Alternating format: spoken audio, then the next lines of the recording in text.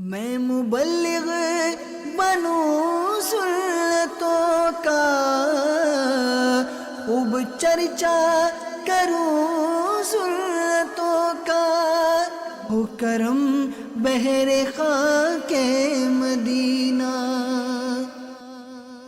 بسم اللہ الرحمن الرحیم، الصلاۃ والسلام علیک یا رسول اللہ وعلی آلک و اصحابک یا حبیب اللہ، الصلاۃ والسلام علیک یا نبی اللہ وعلی آلک و اصحابک یا نور اللہ۔ آج انشاءاللہ الکریم قرآن پاک کی سورۃ نمبر 19 سورۃ مریم کے بارے میں معلومات حاصل کریں گے، اس کا تعارف اور اس کو پڑھنے کے فضائل۔ اللہ پاک ہمیں قرآن پاک کو سمجھ کر پڑھنے کی توفیق عطا فرمائے، اس پر عمل کرنے کی توفیق عطا فرمائے۔ اللہ پاک کے آخری نبی رسول ہاشمی صلی اللہ تعالی علیہ وآلہ وسلم کا فرمان رحمت نشان ہے، جس نے مجھ پر ایک بار درود پاک پڑھا، اللہ عز و جل اس پر 10 رحمتیں نازل فرماتا ہے، 10 گناہ مٹاتا ہے اور 10 درجات بلند فرماتا ہے۔ ہم بھی پڑھ لیتے ہیں، صلو علی الحبیب صلی اللہ تعالی علی محمد صلی اللہ علیہ وآلہ وسلم۔ سورۃ مریم کا تعارف۔ مقام نزول، سورۃ مریم مکہ مکرمہ میں نازل ہوئی۔ سورۃ مریم کے رکوع اور آیات کی تعداد۔ اس سورۃ میں 6 رکوع اور 98 آیتیں ہیں۔ مریم نام رکھنے کی وجہ۔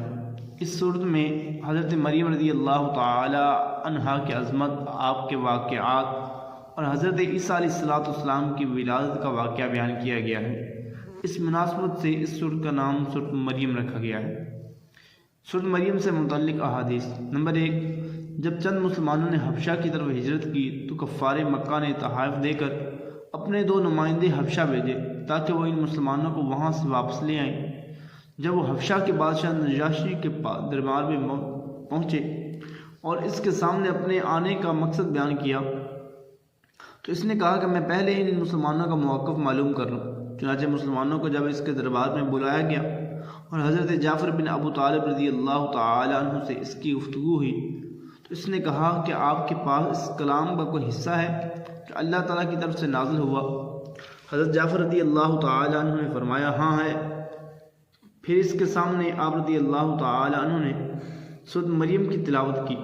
حضرت ام سلمہ رضی اللہ تعالی عنہ فرماتی ہیں، اللہ عز و جل کی قسم، نجاشی سورۃ مریم سن کر اتنا رویا کہ اس کی داڑھی بھیگ گئی، اور اس کے دربار میں موجود وہ لوگ جن کے سامنے مصاحف کھلے ہوئے تھے اتنا روئے کہ ان کے مصاحف بھیگ گئے۔ پھر نجاشی نے کہا، بے شک یہ دین اور جو دین حضرت موسیٰ علیہ السلام لے کر آئے یہ ایک ہی طاق سے نکلے ہیں، اور کفار کے نمائندوں سے کہا، تم لوگ یہاں سے چلے جاؤ، خدا کی قسم میں کبھی بھی انہیں تمہارے حوالے نہیں کروں گا۔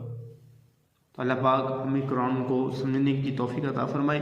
حدیث نمبر 2، حضرت ابو مریم غسانی رضی اللہ تعالیٰ عنہ فرماتے ہیں، میں نے نبی کریم صلی اللہ علیہ وسلم کی بارگاہ میں حاضر ہو کر عرض کی کہ یا رسول اللہ صلی اللہ تعالی علیہ وآلہ وسلم، آج رات میرے ہاں لڑکی کی ولادت ہوئی ہے۔ حضور پر نور صلی اللہ تعالی علیہ وآلہ وسلم نے ارشاد فرمایا، آج رات مجھ پر سورۃ مریم نازل کی گئی، تم اس کا نام مریم رکھ دو۔ چنانچہ اس لڑکی کا نام مریم رکھ دیا گیا۔ سبحان اللہ، صحابہ کرام کی کیا شان ہے کہ وہ نبی پاک صلی اللہ تعالی علیہ وآلہ وسلم کے ہر فرمان کو جان سے بھی زیادہ پیار کرتے تھے، ہر فرمان پر عمل کرتے تھے۔ اللہ پاک ہمیں بھی عمل کرنے کی توفیق عطا فرمائے۔ صلو علی الحبیب صلی اللہ تعالی علی محمد صلی اللہ علیہ وآلہ وبارک وسلم۔